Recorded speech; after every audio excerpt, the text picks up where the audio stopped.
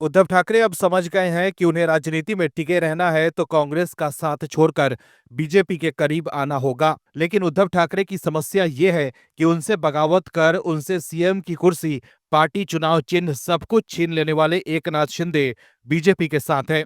ऐसे में उद्धव ठाकरे अब ये कोशिश कर रहे हैं कि कैसे भी करके शिंदे का पत्ता काटकर वो फिर से बीजेपी के करीब आ जाएं। दर्शकों, ऐसा लग रहा है कि बीएमसी चुनाव से पहले महाराष्ट्र में बड़ा खेला होने वाला है। जिस तरह से उद्धव ठाकरे सीएम फडणवीस के करीब आना चाहते हैं, उससे इस बात की अटकलें लगने लगी है कि क्या वाकई उद्धव ठाकरे की दिल में बसने लगे हैं सीएम फडणवीस। दर्शकों, समझने की जरूरत यह है कि शिवसेना यूबीटी के नेता पहले से ही कहने लगे थे कि जी हमसे गलती हो गई कि हम महाविकास अघाड़ी के साथ चले गए। दर्शकों, समझने की बात यह है कि शिवसेना यूबीटी जिस तरह से देवेंद्र फडणवीस की तारीफ कर रही है, जिस तरह से सामना का संपादकीय लिखा जा रहा है, कहा तो यही जा रहा है कि अब महाराष्ट्र में फिर से दो पुराने खिलाड़ी एक होने वाले हैं। लेकिन क्या इसके लिए उद्धव ठाकरे एकनाथ शिंदे से समझौता करेंगे, ये बड़ा सवाल है। बताते हैं आपको सब कुछ इस रिपोर्ट में। दर्शकों, एक दिन पहले एकनाथ शिंदे को डिप्रेशन में बताकर दूसरे दिन उद्धव ठाकरे की तरफ से महाराष्ट्र के सीएम देवेंद्र फडणवीस की जमकर तारीफ की गई है। हाँ, सीधे तौर पर उद्धव ने नहीं, बल्कि उनकी पार्टी के मुखपत्र सामना में सीएम देवेंद्र फडणवीस की तारीफ करते हुए संपादकीय लिखा गया है। देवा भाऊ अभिनंदन शीर्षक से लिखे गए एडिटोरियल में कहा गया है कि मुख्यमंत्री देवेंद्र फडणवीस ने नए साल में काम की शुरुआत की और इसके लिए उन्होंने गढ़चिरौली जिले को चुना, जबकि मंत्रिमंडल के कई मंत्री मलाईदार महकमों और विशेष जिले के ही पालक मंत्री पद के लिए अरे बैठे हुए थे। मुख्यमंत्री फडणवीस गढ़चिरौली पहुंचे और उस नक्सल प्रभावित जिले में विकास के नए पर्व की शुरुआत की।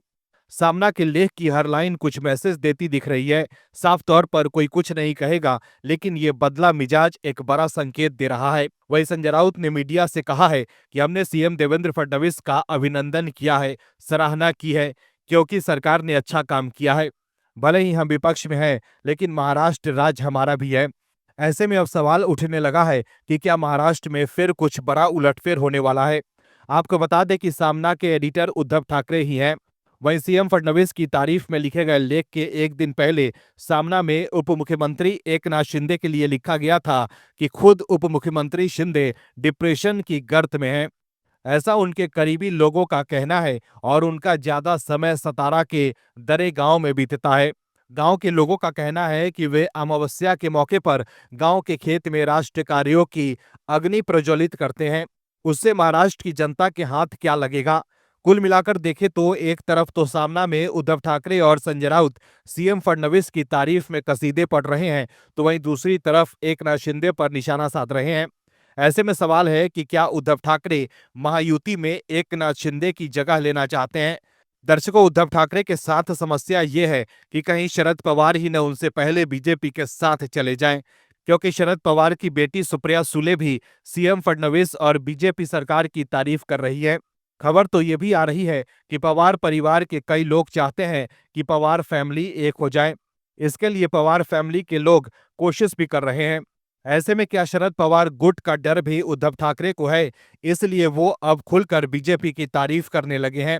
लेकिन सबसे हैरानी की बात यह है कि संजय राउत जो अब तक बीजेपी पर जमकर निशाना साध रहे थे, वो भी अब बदले बदले से लग रहे हैं। Bureau report, OMH news. आप दर्शकों से विनम्र निवेदन है कि चैनल को सब्सक्राइब जरूर करें